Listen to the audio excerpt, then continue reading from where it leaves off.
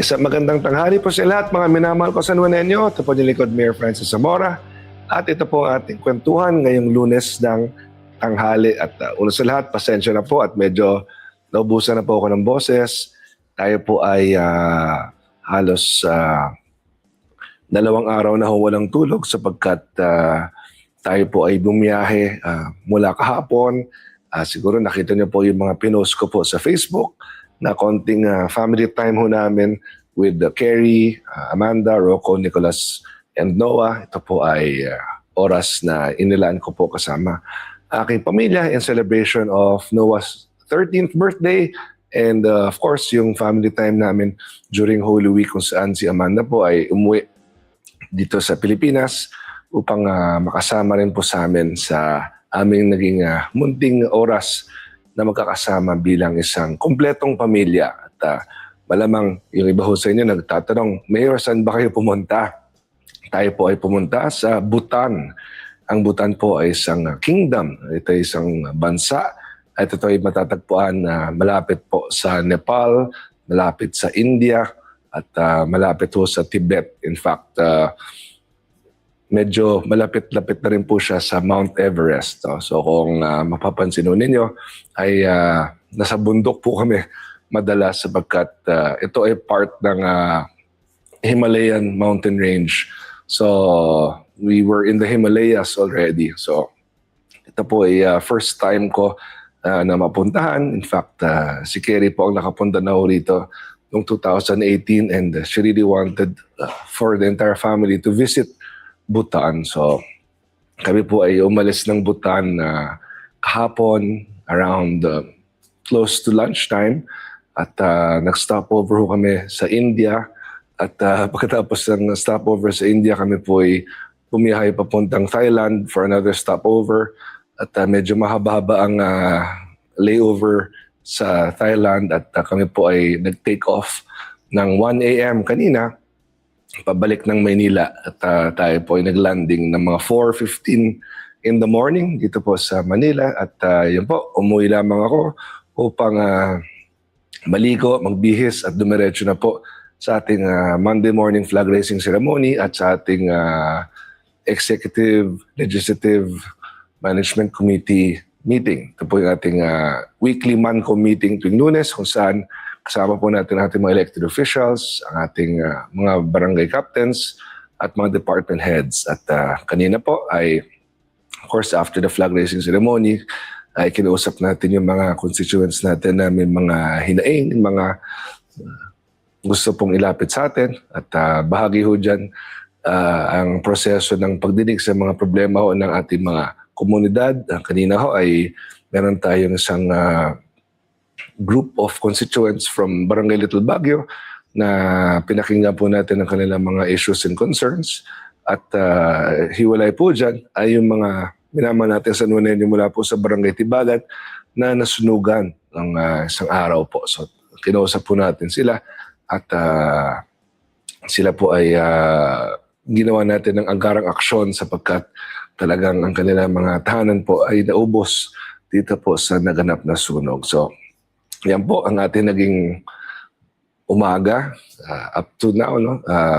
So please bear with me kung medyo inuubo po ako at mahina na po ang aking boses. In fact, I'm trying to conserve it as much as I can para matapos ko ang ating Facebook Live ngayong araw. So first things first, excuse me. Last week po, bago ang Holy Week ay sinagawa natin ang ating State of the City Address. At mahaba-haba po ito sapagkat very comprehensive po ang naging report natin. At what I will do is break it down into several videos which we will start posting soon para per segment or per area ng discussion during the State of the City Address ay inyo pong mapanood. At sinisimulan na ho itong i-breakdown ng ating mga video editors para ho mas ma-appreciate natin ano ho ba ang kalagayan ngayon ng lungsod ng San Juan. At yan po ay naging isang very, very comprehensive report at nais kong mapanood po ninyo.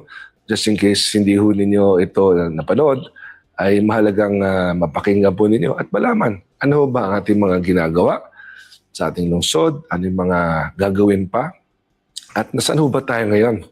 Lalong-lalo na po sa iba't ibang larangan ng pamamahala at mga bagay na kinakailangan ng ating mga mamamayan. So everything from education, public health, peace and order, safety and security, of course, infrastructure development, ating public assistance, mga social services, ating pong governance framework, so, iba't ibang mga aspeto po ng pamamahala ng ating pamalang lungsod ang ating pinag-usapan. So, please wait for the cut-up version, kumbaga, dahil lagpas isang oras po ang ating naging State of the City Address. At kasabay po niyan ay ating naging pagdiriwang ng Araw ng San Juan. So, during our annual Araw ng San Juan celebration ay binibigyan natin ng pagkilala ang mga natatanging San Juanenyo at ganoon din ang mga tumutulong po sa ating lungsod, not necessarily from San Juan. So we recognize, of course,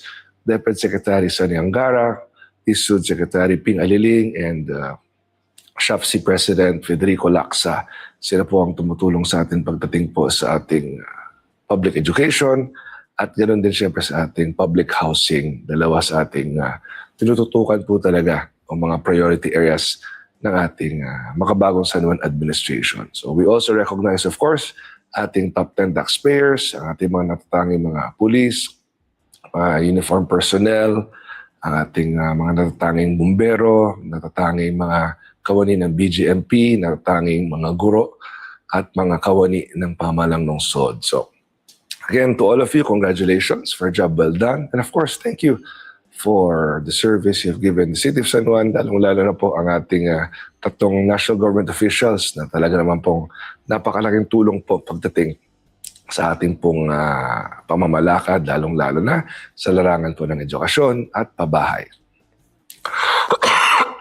Excuse me. So, of course, last week din po, no, it was very, very loaded. So, halos araw-araw from our Mayor's Cup opening hanggat tayo po ay nag-deliver ng ating State of the City Address, ay tuloy-tuloy po ang ating mga naging activities at bahagi po niyan ang mga naging graduations po natin, ang ating daycare center graduations, ang ating pong grade 6 graduation, ang ating grade 10 moving up ceremony, at ang ating grade 12 graduation. So, tayo po ay present sa lahat ng yan at from start to finish, nandiyan po tayo upang magbigay ng suporta sa mga minamahal nating kabataan ng San Juan na talaga naman po ay nagsusumikap upang magkaroon sila ng magandang kinabukasan. At yan po ang ating tungkulin bilang ama ng lungsod ng San Juan at ganoon din bilang ama rin ng aking apat na anak, ang aming apat na anak ni Kerry. Dahil ang layunin po natin ay mapalaki natin na maayos ang ating mga anak upang sila ay magkaroon ng magandang kinabukasan at upang sila ay maging mga maayos, responsable at disiplinadong mga miyembro ng ating lipunan. So, ang ating pong pagsuporta sa ating public education ay grabe at todo sapagkat lahat po ng maaari nating maihandog sa kanila mula po sa ating mga tablets, internet, public school uniforms, PE uniforms, customized rubber shoes, emergency go bags, ating 55-inch smart TV sa mga silid-aralan. Of course, yung internet natin, hindi lamang yan sa classrooms, pati po sa mga tahanan natin public school students. At ganoon din siyempre, mga teachers natin, meron din po silang kanya-kanya mga laptops at ang ating mga facilities po, no, may maayos, moderno, makabago. Ang ating mga basketball courts po, kahoy ang sahig. At meron pa tayo mga cash rewards at incentives para sa ating mga mag-aaral. In fact, talking about cash rewards and incentives, lahat po na nagtapos sa daycare centers, sa grade 6, grade 10 moving up ceremony at grade 12 graduation ay tatanggap po ng 3,000 pesos na financial assistance at ito po ay upang lalo nating masuportahan ang ating mga anak pagdating po sa kanilang edukasyon. So, yan po ang ating munting tulong sa ating mga graduates at inaayos na ho natin ang mga listahan ng mga pamilya na tatanggap. Of course, kung below 18 years old po ang mag-aaral, ay kailangan isang miyembro ng pamilya po ang magiging beneficiary. Pagdating naman po sa ating grade 12 students, if you are 18 years old and above, ay pwedeng kayo na mismo ang maging beneficiary. So inaayos na po namin ang listings mula sa ating City Social Welfare and Development Department at ganoon din mula sa ating DepEd San Juan upang agad-agad tayo po ay makapag-schedule na ng payout natin. At congratulations of course from the Caring Carry Foundation headed by my wife, Carrie Zamora, sapagkat ang Caring Carry Foundation po ay naghandog din ng 10,000 pesos sa lahat ho ng top 1 graduates mula po sa grade 6 at grade 12. So 9 students who are the top of their class, number 1 talaga sa kanilang paaralan. Sila po ay tumanggap ng 10,000 pesos mula po sa Caring Carry Foundation bilang suporta sa kanilang edukasyon. And ako ay bumabati sa kanila on behalf of my wife, Carrie, and the Caring Carry Foundation. So naway pagbutihin po ninyo lalo ang inyong pag-aaral upang kung ano man ang inyong pangarap sa buhay. Gusto niyo bang maging doktor, arkitekto, inhinyero, abogado, mayor, kung ano man ang inyong pangarap, yan ay inyong maabot basta kayo ay mag-aral lang mabuti. At hiwalay pa po dyan ay nakatanggap din siyempre sila ng pagkilala through their medals and certificates from the Caring Carry Foundation. And of course, nagdiwang din po tayo ng ating Women's Month closing ceremony or closing activities. At ito po ay isang buong araw ng iba't ibang activities natin pong pinagdiriwang para po sa kababaihan ng San Juan. So, nakasama natin si Kerry at of course si Rocco, ang aming anak, si Vice Mayor Angelo Kawili, ganun din ang ating mga konsyal. Nung nakaraang mga graduations, nakasama rin natin siyempre si Rocco, ang aking anak at Special Assistant to the Mayor, at si Vice Mayor Angelo Kawili at ang ating mga konsyal. Si Congresswoman Bel Zamora po, pasensya na sapagkat hindi ho siya nakadalo sa graduations dahil sa kanyang mga tungkulin po sa Kongreso. Ganun pa man, siya po ay nagpapaabot ng kanyang pagbati at suporta sa ating mga mag-aaral. At pagdating naman po sa mga next events natin, ay nagkaroon po tayo ng isang pagpupulong a few weeks ago with the BPI Foundation sapagkat sila po ay magsasagawa ng isang Financial Literacy Forum. So ito po ay isang paraan upang maturuan tayo paano ba natin palaguin ang ating pondo. So ito po ay isasagawa sa April 15 dito po sa ating makabagong San Juan Theater. Kung kaya ang lahat ho ng gustong mag-register, please do so. Ito po ang ating registration form. So please sign up sapagkat magagaling po ang mga magsasalita at magtuturo sa atin from the BPI Foundation. Yung Bank of the Philippine Islands, of course, isang sikat at tanyag na bangko po yan. Balikan lang ho natin mabilis yung ating Women's Month celebration. Tayo po ay pumirma rin ng isang Memorandum of Agreement kasama po ang Rotary Club of Makati. At tayo ay lubos na nagpapasalamat sa kanila sapagkat sa kanilang tulong ay lalo ho natin mapapalakas ang ating mga programa pagdating po sa pag-alaga sa ating kababaihan. Excuse me po. And of course, in relation to the support of the national government to our public transport sector drivers, ay nagsagawa ho tayo ng several payout days through the DSWD ng 5,000 pesos para po sa ating mga drivers ng ating public transport sector. So kasama ho dyan ating mga tricycle drivers, jeepney drivers, TNVS drivers, UV Express drivers, ating motorcycle taxi drivers. At ito po ay sa tulong siyempre ng ating national government. At ito po ay utos at direktiba ng ating mahal na Pangulong Ferdinand R. Marcos Jr. na tulungan ng ating mga public transport sector drivers upang maibsan ang problema na dala nga ng gera sa gitnang silangan. At yan nga po ay ang pagtaas ng presyo ng langis, ng gasolina, ng diesel. Talagang nagiging malaki pong epekto sa ating lahat, lalo na sa ating public transport sector drivers. At tayo ay maasa na ang ayudang ito mula sa pamahalang nasyonal makatulong po sa inyo.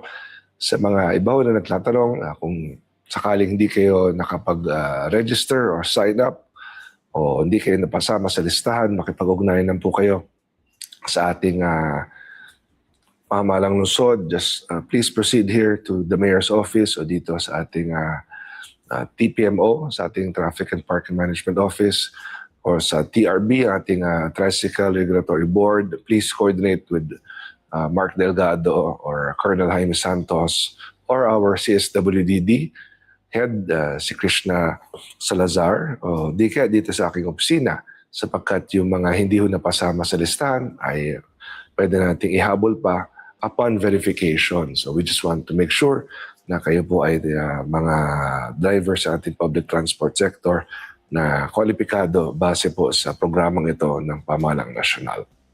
And once verified and evaluated, we will submit your names to the national government at kayo naman po ay hahandugan din siyempre ng ayuda na 5,000 pesos for as long as qualified po kayo. And again, I just want to make it clear na ito po ay galing po sa national government.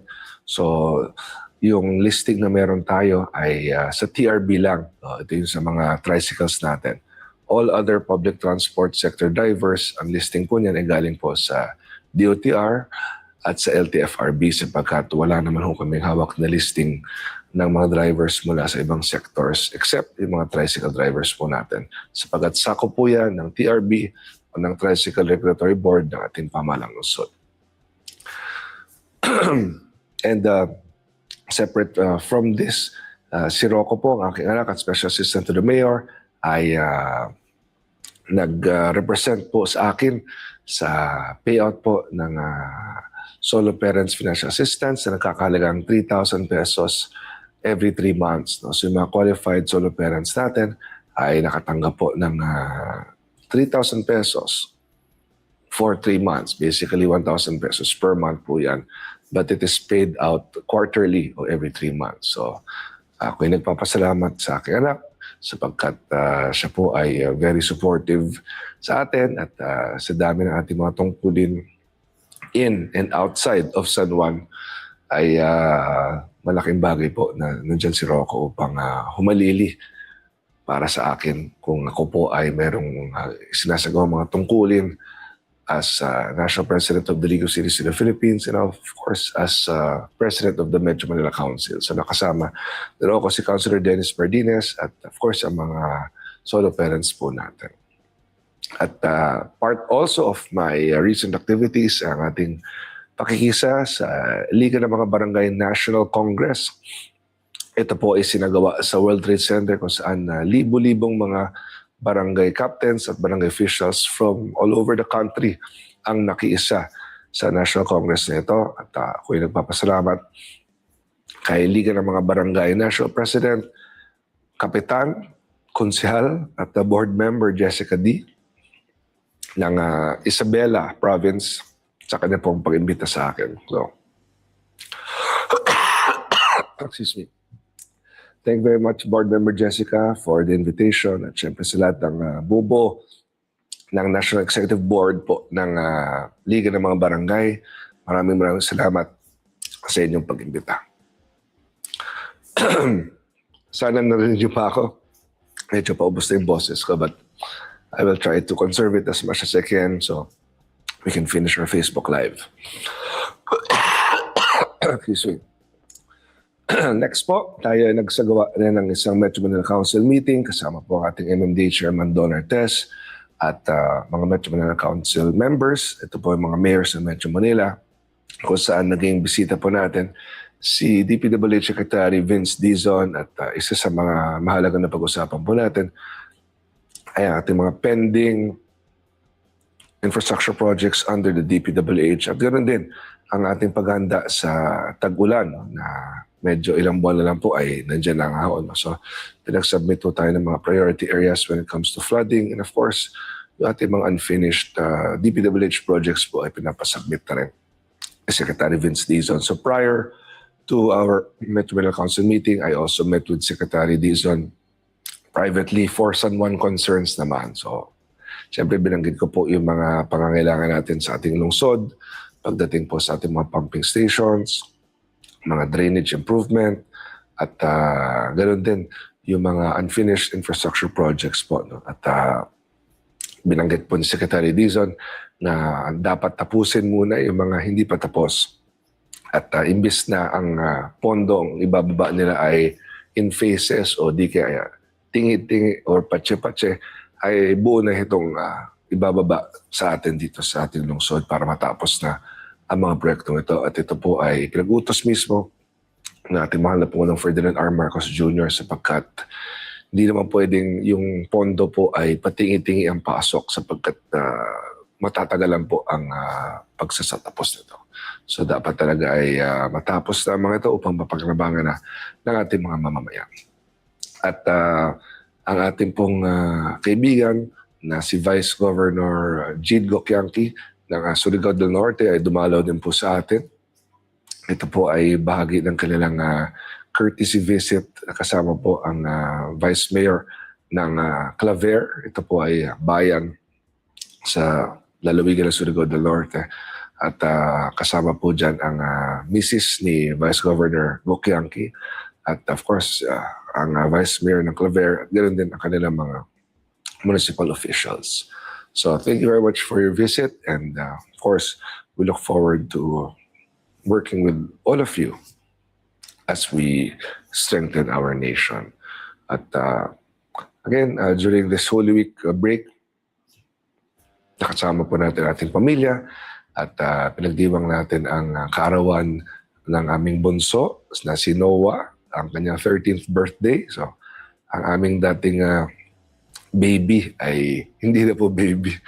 5'7" na ang kanyang height at 13 years old. So, ang bilis lumaki ng ating mga anak. Kaya dapat talaga habang bata pa sila ay let's maximize the time we spend with them. We love you, Noah. Okay, may konting natitira pa sa ating bosses.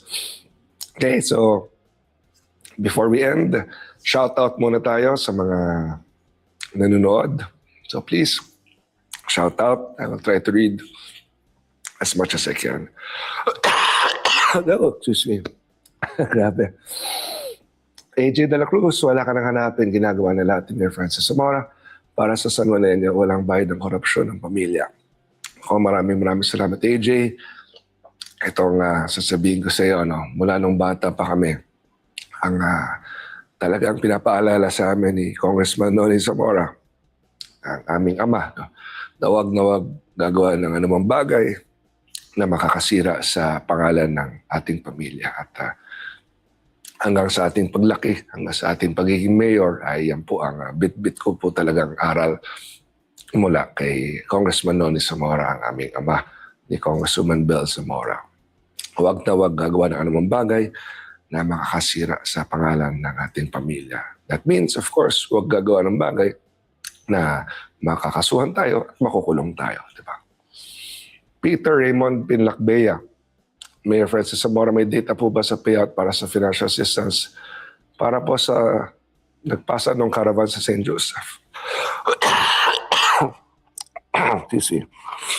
Sige, Peter, ipa-follow up ko po yan. Secretariat, paki-note lang, no? Nagpasa siya ng caravan sa St. Joseph. So that's about 2 weeks ago. Pa-check lang. Baka naabot na lang ng Holy Week break. But I'll make sure malabas po agad yan. Next, please. Albert Texon, lahat ng kabutihan, karunungan at kagalingan at taglay ni Mayor Francis Zamora ay siya rin taglay ni Sir Rocco Zamora.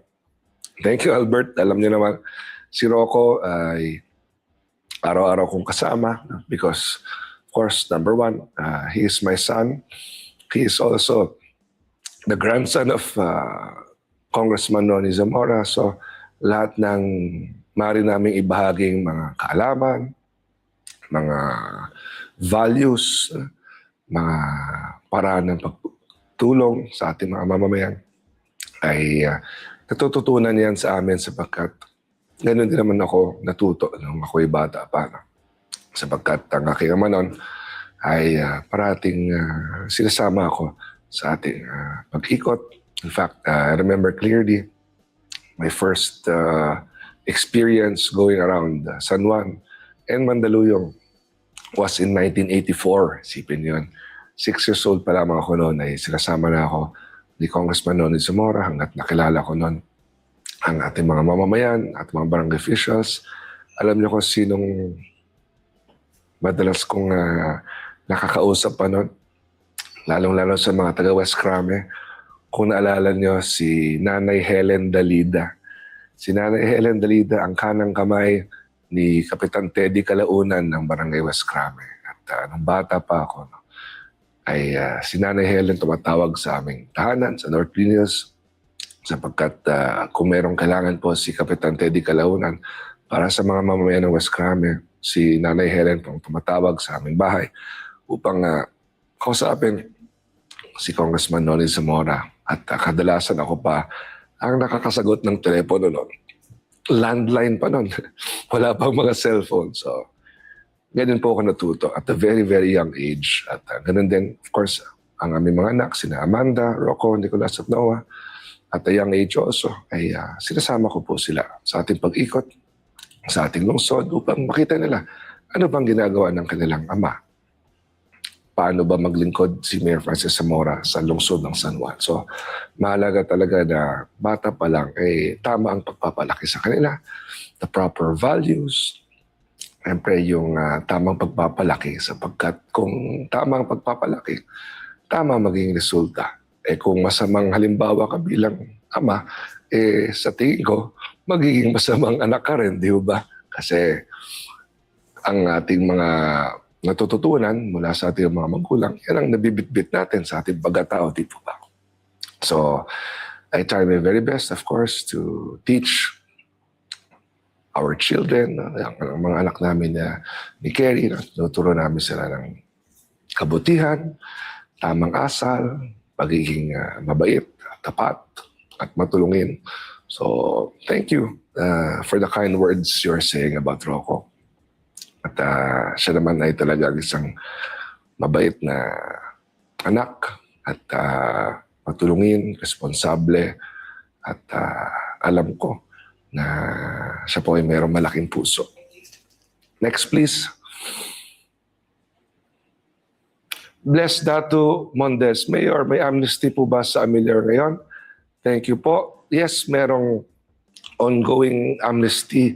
That's why please coordinate with our Treasury Department. Ang detalye po ay mapapaliwanag sa inyo ng Treasury Department. Please coordinate dahil under the RP Vara law, no, meron lang timeline po yan. So please avail of it already.